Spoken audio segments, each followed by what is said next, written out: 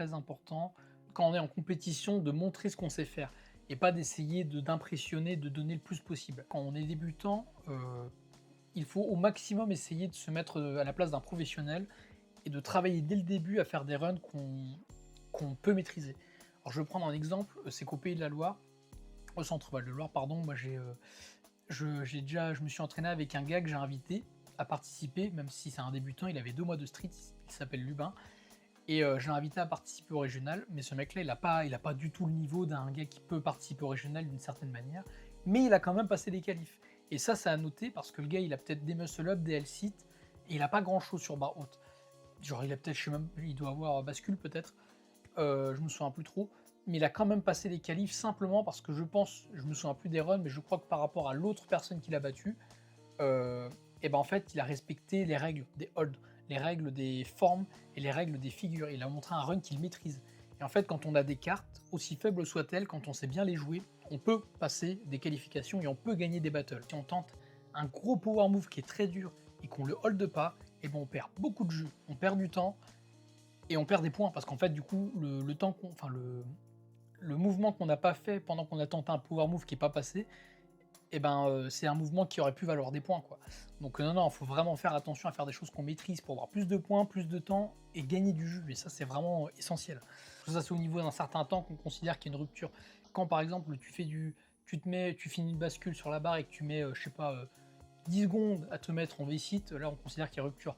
Mais si c'est 3-4 secondes, ça passe. Donc il doit y avoir une limite là-dessus. Quand le mouvement n'est pas totalement maîtrisé, la personne elle va se précipiter et je pense qu'inconsciemment elle va se dire que le hold il va être trop énergivore ou ou peut-être qu'elle va se dire qu'elle va pas y arriver, que la forme elle va se dégrader et donc la personne se précipite et le hold il n'est pas tenu du tout. Alors qu'une personne qui maîtrise un mouvement, ça se voit en compétition parce que elle prend le temps de le faire et on sent que ça prend pas d'énergie et tout. Donc vraiment faites des trucs que vous savez faire, c'est tellement game changer en compétition ça. Je le dis quand même maintenant. Faut savoir que ceux qui sont les profils favorisés quand même par les juges pour accéder au national, c'est des profils polyvalents. Des gens qui savent faire du freestyle, des gens qui sont créatifs, pas des gens qui font toujours la même chose. Essayez de maîtriser, de faire les holds correctement, de faire en sorte d'avoir une belle forme sur ces power moves. C'est des très bons points au début sur une première compétition. Ça montre une maîtrise du statique. Et je pense même, je réfléchis même à ça, mais je me dis que le fait de faire une prise de risque sur des mouvements qu'on ne maîtrise pas, ça démontre une forme de non-maîtrise encore plus élevée que quelqu'un qui a un niveau qui est moins élevé, qui est moins haut, mais qui tente moins de prise de risque. Alors je m'explique. En fait, quand on veut faire des mouvements, des power moves ou des transitions difficiles et qu'on n'a pas le niveau de les faire en compétition, je trouve on fait preuve d'ego et de non-maîtrise de ce qu'on veut faire. Je pense que si en face on a quelqu'un qui fait preuve de moins de prétention et qui fait même des mouvements plus simples, mais qui sont tous maîtrisés, pour moi on a un profil de compétition plus intéressant. On va montrer quelqu'un qui peut gagner, qui va gérer son endurance, qui va gérer sa force et qui va gérer son ego et son contrôle mental. Ça, je trouve que même inconsciemment, en face, si on voit quelqu'un qui tente des trucs durs et qui réussit pas, si en face on a quelqu'un qui tente des trucs moins durs et qui réussit tout, bah, tout de suite on va se dire bah lui c'est propre, c'est clean, c'est fluide, même si c'est moins fort alors que lui c'est bancal, tu vois.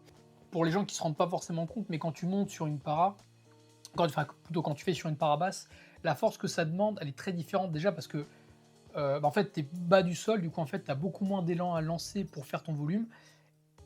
En plus t'as pas de problème de hauteur et d'équilibre et la barre elle est plus épaisse. Alors c'est un confort que certains n'aiment pas, moi je suis pas un grand fan, mais c'est quand même plus simple. Quand tu fais une pull-up tout touch sur une barre qui est comme ça, c'est plus simple que sur une barre qui est... Pardon, je sais pas. Sur une barre comme ça, c'est beaucoup plus simple que sur une barre comme ça.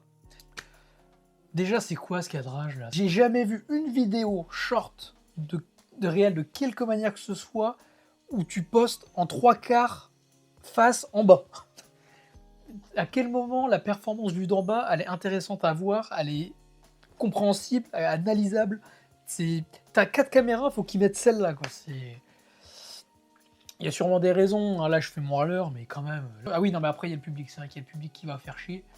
Mais même tu filmes d'au-dessus, quoi. Enfin, genre d'en bas, je réfléchis, genre, dans les fronts, généralement, c'est au mieux, tu te mets en face, enfin tu te mets sur la longueur de la barre, tu te mets un peu au-dessus, un peu en diagonale. Hop. Et pour les planches, potentiellement, tu te mets au-dessus, ou pareil, à hauteur de planche. Au pire, tu fais des mouvements si tu veux. Mais là, 3/4 barres en face, sous les barres, qu'est-ce que c'est que ça?